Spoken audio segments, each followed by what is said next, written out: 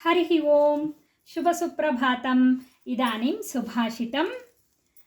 आरम्भन्ते अल्पमेवाग्नाः कामं व्याघ्रा भवन्ति च महारम्भाः कृतधियः तिष्ठन्ति च निराकुलाः।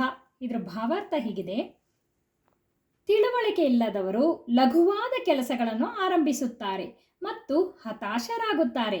ಅರಿತವರು ನಿಶ್ಚಯಿಸಿ ಮಹಾಕಾರ್ಯಗಳನ್ನು ಆರಂಭಿಸಿ ಗಾಬರಿಗೊಳ್ಳದೇ ಇರುತ್ತಾರೆ.